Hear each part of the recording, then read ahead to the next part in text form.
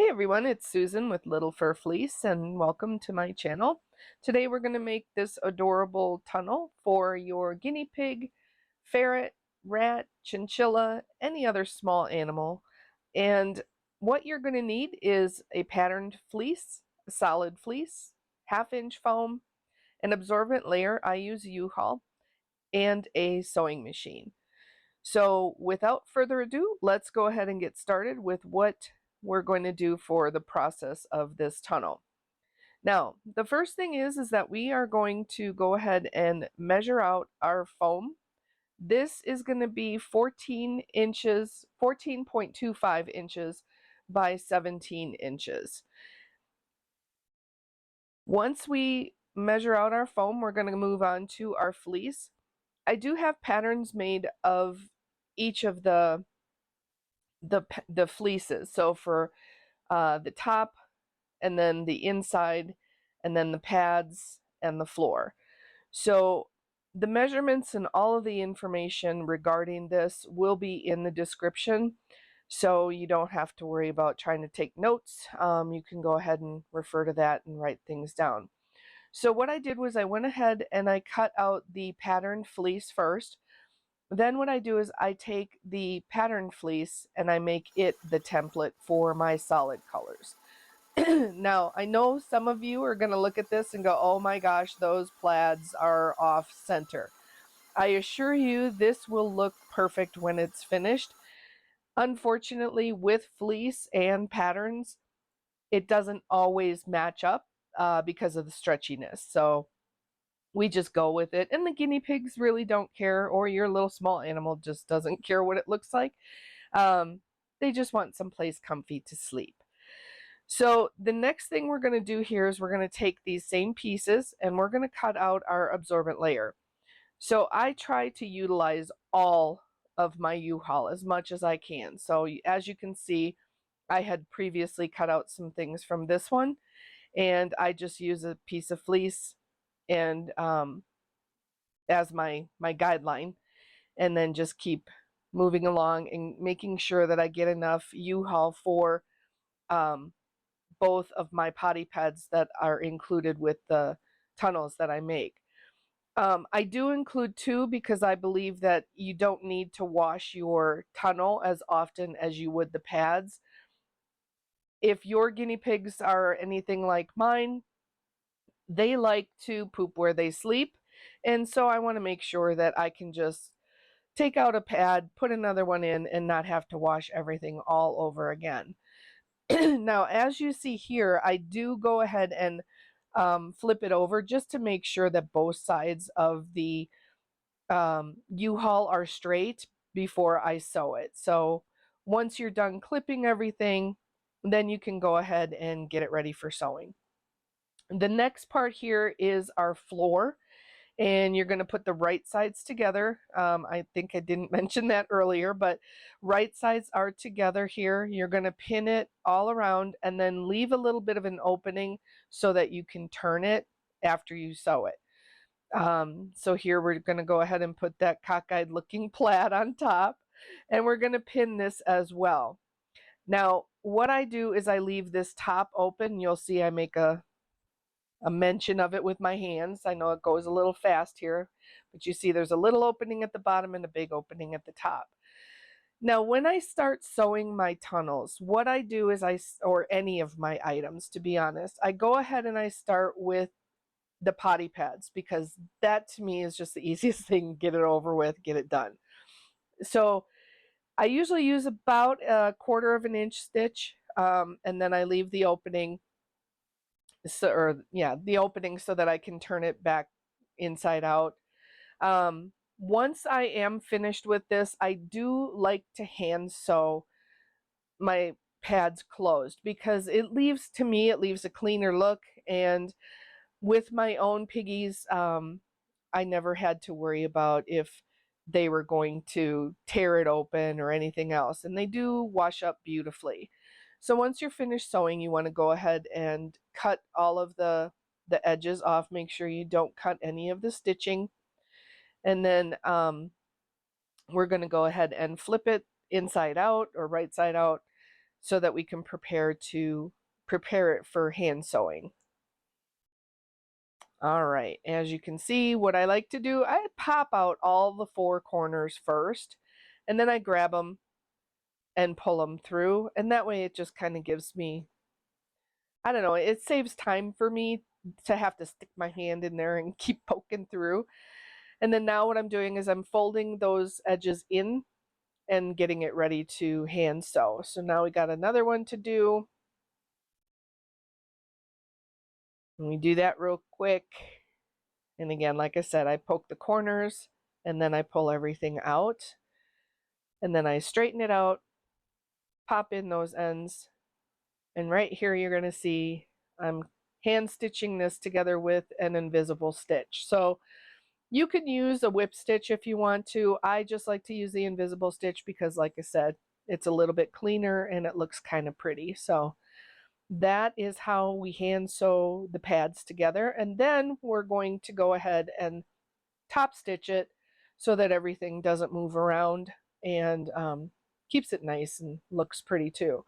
So what I do is about 1.5 inches on the first one, and then I go in about another 1/2 inch or inch, just to make sure that that padding doesn't move inside the fleece. So it washes up really well as well. So we do this to both of the pads.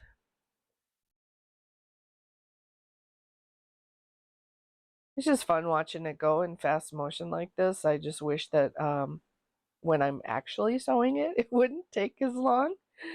But we are nearly finished with these 2 pads. And then we're going to start on the floor. So we've got that all pinned together. And like I said, we're going to leave an opening on the floor. So I go ahead and straighten it out, make sure everything is good to go. Back stitch, go around those corners. I do go ahead and back stitch on the corners as well, just because of the fact, excuse me, I do not like anything that's not been backstitched on a corner, because to me, if it gets pulled or tromped around, my guinea pigs love to, throw things around, sit on them, turn them upside down, and I want to make sure that it's tight and it won't come apart. So now what we're going to do is we're going to cut those edges off just to make sure that it lays nice once you're getting it all put together. And you'll kind of see what I mean when we get to that point. But once I get everything trimmed off, we're going to go ahead and turn it right side out. And then we're going to work on the body of the tunnel. So again, what I do is I poke out the corners first, and then I just kind of shove it all through the hole. And I do not stitch this because when we put it on the body of the tunnel, it will get sewn down. So now we're working on the body here. And what I do is the first stitch, I usually put it about 1 inch. Because we measured it 14 point, or no, I'm sorry. We measured it 17 by 19. So the 17 is going to be the width of it. I think it's a 17. Anyway, once we go ahead and get it all done, I want to make sure, as you can see here, I'm measuring with my tape measure from stitch to the other stitch to be sure I have enough room for my foam to fit in the pocket. And it's usually about 14.5 is what I make sure. I do this for every single tunnel just to make sure that they're all the same thing. So now you're going to see that we're going to cut off the ends here, and then we'll get it ready for the pad to be shoved in there. Doesn't look pretty, but it's effective for me. Oh wait, you know what? Nope, sorry, backtrack. We're going to sew the floor on. So we're going to stuff the floor inside there. When you do this, be sure to put the pattern with the pattern. And then I always make sure that I have the opening of the floor matching up with the opening that I'm going to be sewing. That way you don't have to sew a second time on either one of them. So when I first started making these, I had sewn it the wrong way. So when I flipped it inside out, I had to sew the opening on the floor. And I was like, wait, there's got to be a better way. So here what we're doing is about 1/4 of an inch stitch, just making sure that we catch everything on that floor and that we've got a seam that is going to be tight on the body of the tunnel as well. So now we're going to go ahead and cut off the excess, which isn't a lot, but it helps with the bulkiness of trying to sew it later on as well, because I'm going to put in top stitching and sometimes it can go over that seam. All right, so this is the part that I was talking about where we're going to go ahead and put the foam in. So I just measure it up, shove my hand in there, squinch it all up, and just work it down. For some reason, it looks like a squid to me here. I don't know why. And then you just pull out those corners.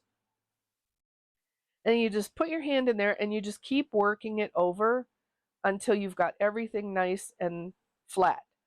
Now, sometimes it doesn't look great, so you have to kind of work with it, maneuver it around. And as you can see so far, that plaid didn't look so bad. When we first cut it, it looked kind of weird. So now that we've got it all inside there, I do hand stitch this part closed. It just makes it look, again, nice and clean. And then this is the part that we're going to fold over and sew to the other end of the floor. Before we do that, we are going to top stitch a few lines in there so that the foam doesn't move around when you wash it. So just finish up these last few stitches here.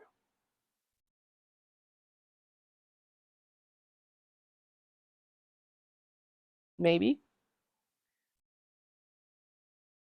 All right, and again, you don't have to hand stitch this. You can go ahead and machine stitch this closed, but like I said, it just gives me a better aesthetic for it. And then when I'm done sewing it, I always shove that needle down inside the foam there. You're going to see me grab a thimble here because those needles are sharp on the back end. So I just push it down and then I pull out the needle, and that just kind of helps to hide that thread a little bit better, and it won't come out and poke out sometime in the future. All right, so now we're going to do those lines like I said. And the first one is about, I'd say, 1.5 inches. And I do use a basting stitch on this because my machine, even though I'm using a basting stitch, when it sews through the foam, it ends up being a very tiny stitch. And you could see that I'm tugging away at this, so I'm pulling pretty hard. But I have looked at it before after it's been done, and it has just been almost like a 2.5, 2.5 stitch, and I've got it on my machine right now. It's on a 4. So it's whatever your machine is gonna work well with. Do understand though that when you're doing this, you don't want to pull it too hard or you will break your needle. Trust me, been there, done that. So we just go ahead and then I do back stitch here just to make sure that it stays through the duration of, the tunnel being around. I don't want anything to come apart at all. So now we just flipped it over and we're doing the other side. Same thing, about 1.5 inches. And then the second stitch, I do measure it because the foam is about 14 1/4.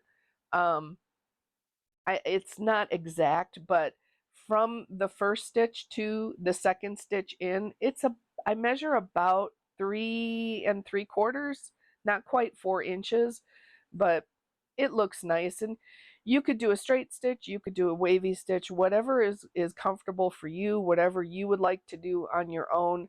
I just like the straight stitch because, especially with this plaid, it doesn't need anything fancy. But every now and then I will do the wavy stitches, but they take longer. So just FYI on that. And then now once these are all done, I'm going to go ahead and clip the bottom floor to the body of the tunnel. And then we're going to sew that, and then we are done with the tunnel. Now this, I usually use about, again, 1/4 of an inch. You don't want to sew through that foam when you're sewing this. That's why you have a little bit of extra on the end of it. So there's probably a good 1/2 inch of fabric before you hit that foam. I had sewn it before with on the foam, and it doesn't stay. It doesn't look right, it doesn't sit right, and the tunnels fall over. So this is just a little bit different than a lot of tunnels that I have seen, whereas both sides are sewn like that. So here's our finished product. And if you like the video, you like the tutorial, just go ahead and give it a thumbs up. You see the little guinea pig hiding in the background there. And that's it. So any questions, go ahead and leave them in the comments below. And thanks for watching.